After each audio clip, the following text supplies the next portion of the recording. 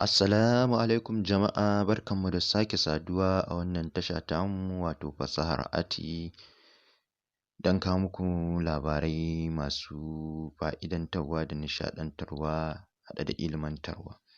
Idan wannan ne farkon shigowarku wannan tasha muna roƙonku da ku danna mana alamar ƙararrawa kuma ku yi mana subscribing kuma ku yi mana liking da comment don ku ƙara samun shirye-shiryenmu masu yawa da za su zo nan gaba.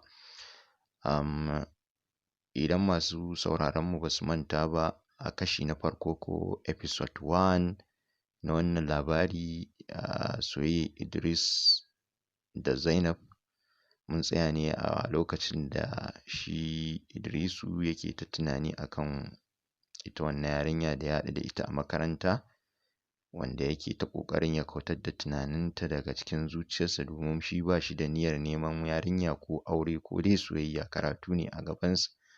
To amma abin yana nema ya gagare shi. A lokacin muka tsaya, yanzu muna so mu ɗora mu ga me zai faru a cikin wannan soyayya tasu mai tsananin haɗari da ban tausayi.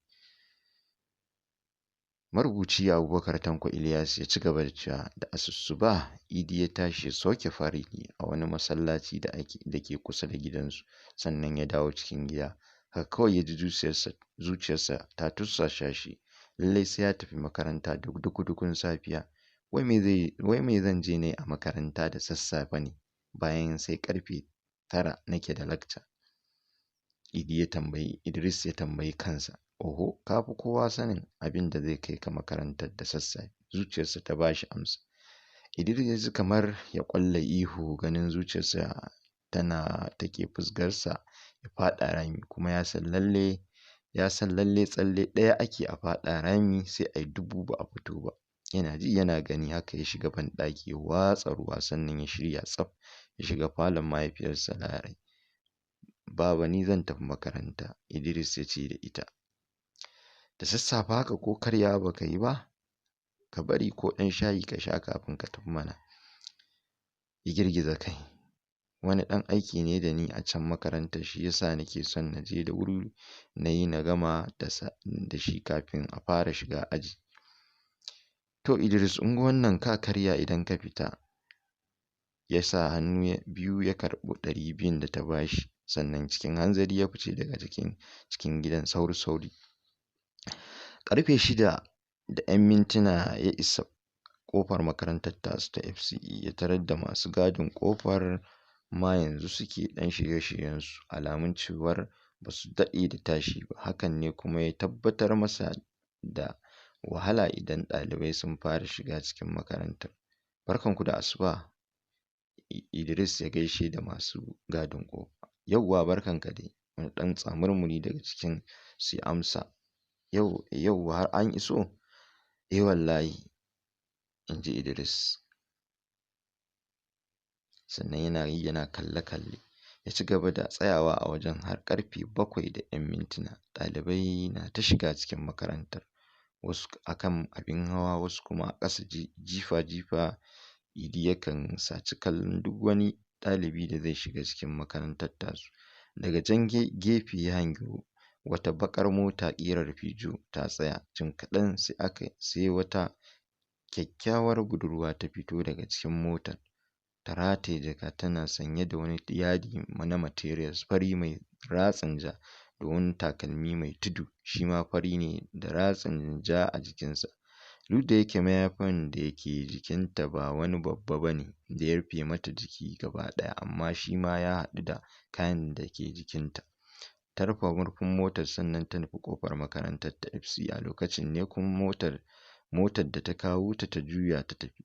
Tun daga nesa Idris ya shaida 'yar kyakkyawar budurwar ita ce wacce ta tsokane shi jiya a cikin makaranta, ita ce kuma wacce tunaninta ya mamaye zuciyarsa tun jiya. Sai yanzu kuma ya samu amsar da yake tambayar kansa tun ɗazun, cewar me zai je ya yi a makaranta da sassafe.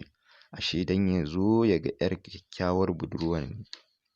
Kai, ita ce wallahi, gaskiya tana da kyau sosai. To yanzu me zan ce mata idan ta zo? Kawai na shige cikin makaranta, kada na bari ta riske ni a nan. Idris ya tsinci kansa yana faɗin waɗannan maganganu shi kaɗai.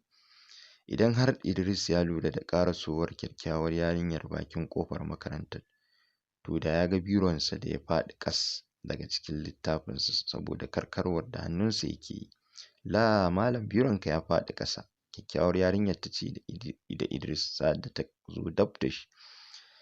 Idris ya yi sheƙeƙe ya kasa cewa wani abu saboda a tsammaninsa yana ganin wannan karon ma kyakkyawar yarinyar zolayarsa take son yi. A bisa mamakinsa sai kawai ya ga ta sunkuya ƙasa ta ɗauko biron ta miƙa masa. Karɓi mana, biron naka ne ya faɗi ƙasa, da gaske ba wai wasa nake ba. Idris ya dubi biron sosai ya tabbatar bironsa ne. Na gode. Sannan ya ɗan murmushi ya juya zai shiga makarantar bayan ya karɓi biron. Sai ya ji wani abu mai kamar maganaɗisu ya juya wuyansa, sai gashi yana kallon 'yar kyakkyawar budurwar. Idris ya so ya rabu da yarinya ya yi tafiyarsa, amma sai maganaɗisun da ke tattare da halittar yarinya ya fizgi zuciyarsa. Bai san sa'ad da harshensa ya lanƙwasa. Kina da lakca da sassafe haka ne? Na ganki kin zo da wuri. La malam, ai yau ne ma ban zo da wuri ba kamar yadda na saba. Yanzu fa ƙarfe 7:30. Wani lokacin ma tun 6 saura nake zuwa makarantar nan. Yau ma dai dan dai direban gidanmu baya ɗan jin daɗi ne. Shi ne wani maƙocinmu ya tuƙa motar ya kawo ni, don haka shi ya sa na ɗan makara yau. A wane ɓangare kike ne a cikin makarantar nan? Idris ya tambayi yarinya a lokacin da suka jeranta. Ina ɓangaren languages ne, kuma aji 2. Ta ɗan yi murmushi. Wato ajin koyon harshe, nazarin harshe. Ajin ki 2 fa kika ce?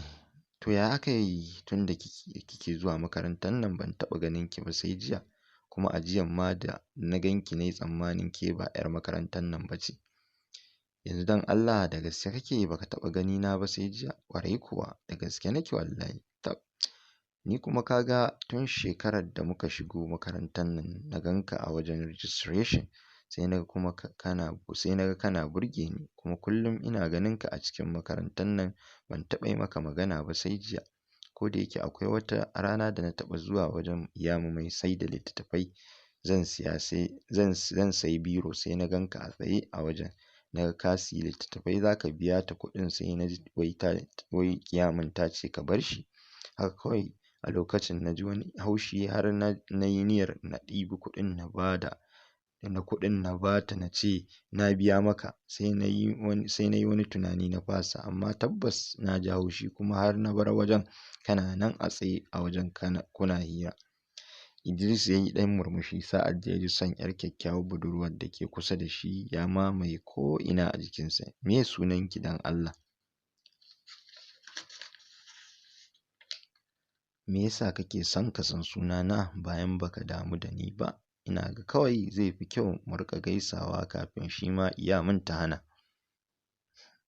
Idris ya tsaya cak sa'ad da suka iso kan wata kwana.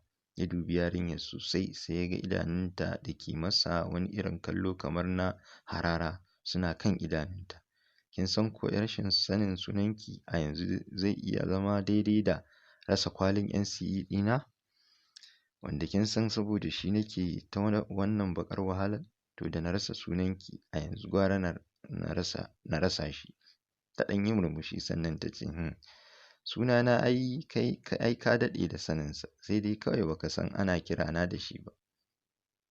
Don Allah ki faɗa mini, ban san mintuna 2 su wuce daga yanzu ba tare da na san sunanki ba. Ta ɗan yi murmushi sannan sunana Idris. Kamar yaya sunanki Idris? Sunana kenan, in baka yadda ba kuma shi kenan. Idris ya yi turus yana kallon yarinyar a lokacin da take ɗan murmushi. Kai kuma yaya naka sunan yake? Allah baki haƙuri. Na fahimci al'amarin naki azimun ne, na wuce zuwa aji. Har ya juya zai tafi sai ta sha gabansa tana dariya. Haba Idris, kai yanzu sai ka yi fushi don ina maka wasa? To sunana Zainab. Idris sai ajiyar zuciya. To dama yasa kika ce mini sunanki Idris? Na yi maka haka ne kawai don na nuna cewar tuntuni na daɗe da sanin sunanka, kai kuma sai yanzu kake ƙoƙarin ka san nawa sunan saboda baka ma damu da ni ba. Idris ya yi ɗan murmushin yaƙi. Haƙiƙa dai haƙiƙa ya yi murmushin yaƙi. Haka dai kika ce. Amma ni na san a yanzu babu wata ƴa mace da ta shiga cikin zuciyata ta kane face Zainab wacce take kusa da ni a yanzu. Gaba ɗayansu suka yi murmushi a yayin da Idris ke kallon fararen haƙoran Zainab da ke haskake masa idanu. Tsawon wasu lokuta matasan biyu na tsaye suna duban juna. Idris ya dubi agogonsa sai ya ga 8:02. Zainab, ina da lecture yanzu kuma ba zan fito ba sai ƙarfe 10. Da zarar mun fito za mu ƙara shiga wani ajin har zuwa ƙarfe 1. Don haka nake ganin ba lalle ba ne mu sake haɗuwa. Yana da kyau ki bani cikakken adireshin gidanku. A yau ɗin nan zan kawo miki ziyara ta musamman. Cikin hanzari Zainab ta rubuta adireshinta gaba ɗaya a wata 'yar takarda ta miƙa wa Idris. Sannan suka yi sallama da juna ya nufi ɓangarensu a yayin da ita ma Zainab ta sha wata kwana. Babi na 3. Idan ban da kiran sallar da wani ladani ke yi a cikin wani madaidaicin masallaci da ke can unguwar Nasarawa layin Suleiman Kirsan, ba za ka taɓa cewa magariba ta yi ba, don ko'ina hasken fitilu ne yake tashi a layin na Suleiman Kirsan. Jefi-jefi kuma motoci da lababura na ta kai kawo a kan titunan unguwar a yayin da haushin karnuka ke tashi sama-sama. Daga can gefe kuma Idris ne ya sauka daga kan ɗan acaɓa ya tsallaka titi sa'ad da ya hangi wani ɗan almajiri da kwanon bararsa a hannu. Idris ya sha gabansa da sauri, kai ƙanina don Allah ko ka san gidan Ishaq Shanda?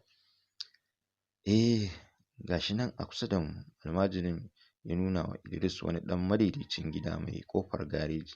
Na gode ka ji ƙanina. Sannan ya nufi ƙofar gidan da sauri, almajirin kuma ya bi shi da kallo. Idris ya isa ƙofar gidan sai ya ganta a rufe, sannan kuma babu yaro ko ɗaya a wajen wanda zai aika ciki. Cikin hanzari ya juya ya kiran almajirin da ya nuna masa gidan. Yi haƙuri ƙanina don Allah, shiga cikin gidan nan ka ce ana sallama da Zainab. Almajirin bai yi gardama ba, ya tura ƙofar gidan ya shiga. Jim kaɗan sai gashi ya fito. Wai ta ce ka ƙarasa daga ciki, almajirin ya ce da Idris. Ungo wannan. Idris ya miƙa almajirin wata tsohuwar Naira 10. Almajirin ya karɓa yana murna. A lokacin da Idris ya tura ƙofar gidan ya shiga, tana tsaye kusa da wata bishiyar dirimi, sanye da wata doguwar riga shuɗiya da kuma wani madaidaicin hijabi fari wanda ya ƙara haskaka fuskarta ma'abociyar fararen idanu, dogon hanci da kuma madaidaicin baki. Dama da gaske kake yau ɗin za ka zo? Wallahi na ɗauka da wasa kake yi. Idris ya ƙarasa kusa da ita. Da kamar ba zan samu damar zuwa ba saboda wata lakca da muka yi ta bazata da ƙarfe 5 zuwa 6 na yamma. Kuma dama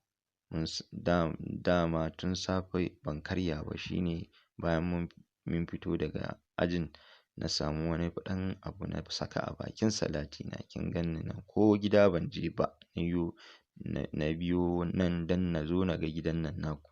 Saboda haka yanzu tunda na zo mun gaisa, kamata yayi na koma sai wani lokacin na zo. Tunda kin ga yanzu kiran sallar magariba ake yi. Idris kenan, irin wannan magana haka ba sassautawa sai ka ce mai ban kwana da duniyar. Daga zuwanka ka ce za ka tafi, ka dai tsaya ka yi sallar magariba a unguwar tamu. Idan ya so bayan sallar isha ka tafi. Daga dukkan alamu Zainab ba ki fahimci abin da nake nufi ba. Ki duba ki ga fa yadda na zo gidan nan naku a firgice, saboda ba na son na zama daga cikin mutanen da suke ɗaukar alƙawari su saɓa, shi yasa. A nan lokaci idan kika ɗauke gidanmu babu inda ya kamata na je yanzu saboda yadda nake a gigice. saboda haka batun yin sallar isha ma a unguwar nan taku bai taso ba. Ta katse shi da cewa, Idris wai dan Allah menene haka ne? Sai ka ce wanda ake hura wuta a jiki?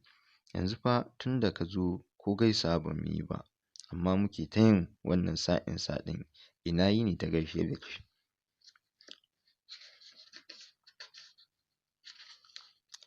Idris ya amsa mata a ciki lokacin da yake kallon ƙofar ta fita waje.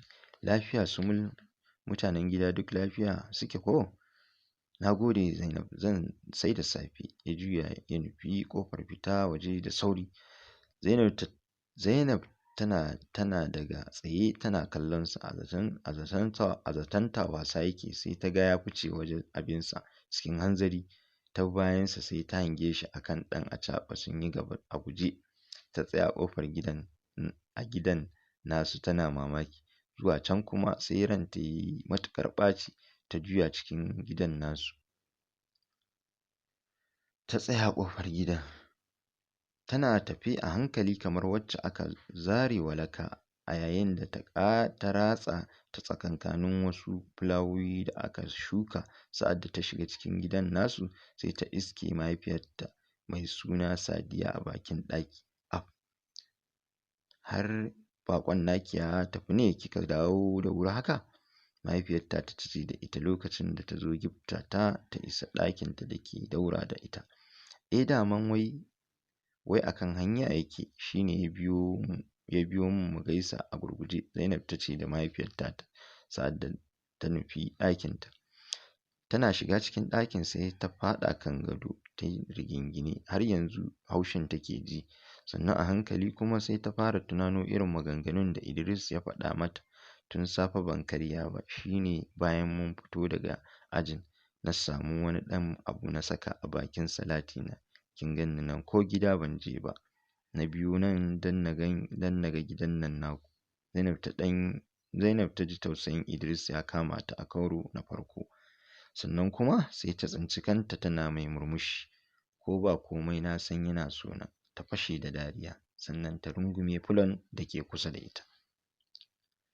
Iyami wai me yasa kwana biyu idan na zo wajenki mu yi hira sai na ga kwata-kwata kamar hankalinki ba a jikinki yake ba. Tun jiya nake son ne miki wannan tambayar amma Allah bai nufa ba. Wata ƙawar Iyamu mai suna Atika ita ta yi wannan furucin a lokacin da take zaune kusa da Iyamu a cikin ɗakin Iyami.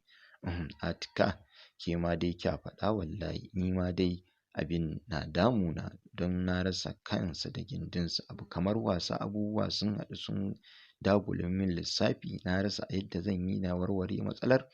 Atika ta katse ta da cewa, na fahimci idan muna hira sai na ga kina ɗan shashshare ni. Sai hankali na ya rabu gida biyu, nake ganin ko wani laifin nake miki kika ƙi gaya min, ko kuma ba kya son na riƙa zuwa gidan nan naku ne. Haba dai Atika, san wallahi ba haka ba ne. Wani shu'umin al'amari ne ya sa ni gaba. Na kasa gane masa, kuma cikin ikon Allah babu wanda na taɓa gayawa sai ke da zaki sani yanzu. To amma yanzu ko ma dai menene bai kamata ki rikice haka ba. Dubi don Allah cikin ɗakin naki duk yayi kaca-kaca da dauɗa, ƙura da ka rikice kamar ba ke ba. Ki tuna fa lokacin da muke makaranta duk cikinmu babu mai tsafta kamar ki. Sai yanzu ne Iyami ta lura da kan teburin da kayan kwalliyarta suke. Ta ga yayi buɗu-buɗu ga ƙura.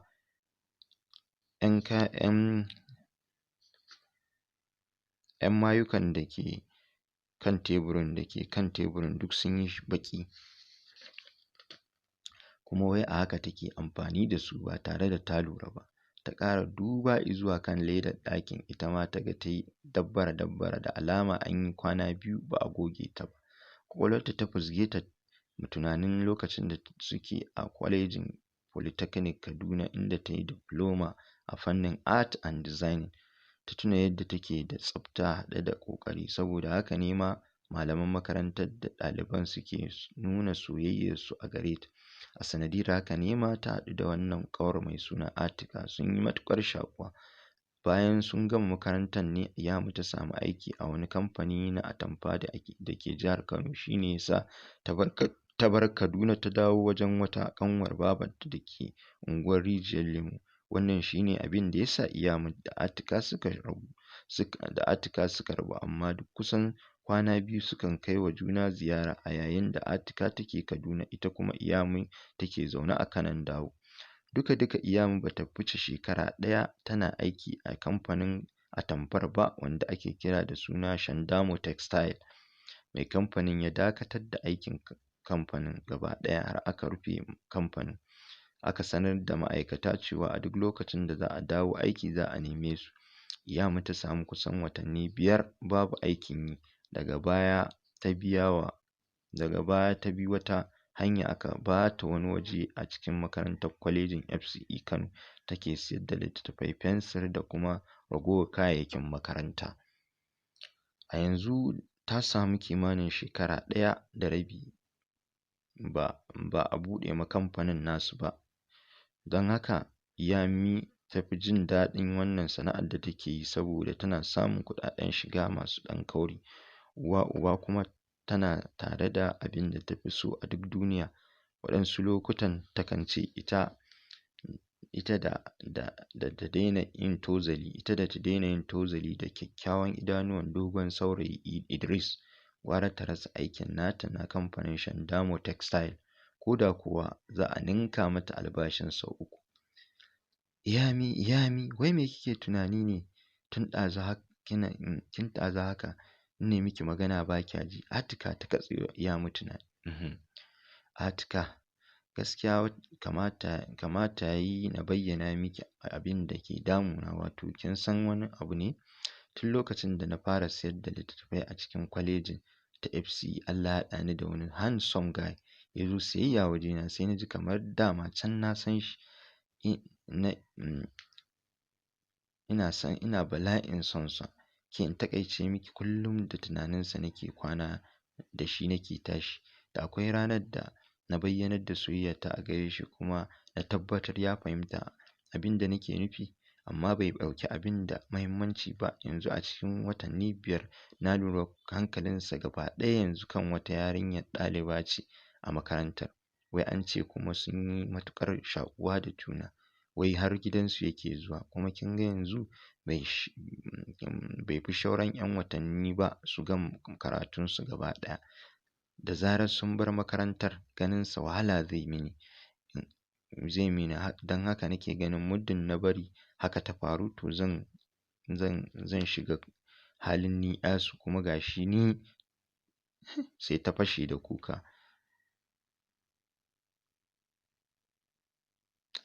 Ta fashe da kuka a gaban Atika.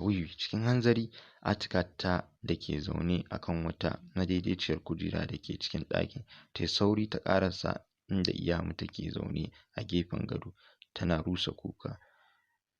"Oh ni'yasu, Iyami me yayi zafi haka ne? Duk kin tashi hankalinki kamar wacce za ta bar duniya. Don Allah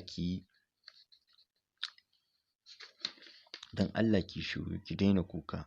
Wani ɗa namiji ya isa ya gigita mini ke? Wallahi muddin ina raye sai na lugugita miki shi. Ya zo har gabanki ya durƙusa a cikin ɗaki yana tuba gare ki. Wai shin ko kin manta ni ne? Ni ce fa Atika, baƙar fura, dakanki sai iblisai, lulluɓin uwar gali, gaba babu rufi. Kowa ya ce mu zauna to ya ci dubu sai ceto." Ta ci gaba da cewa, "Ki kwantar da hankalinki 'yar uwa, kamar tsumma a randaye.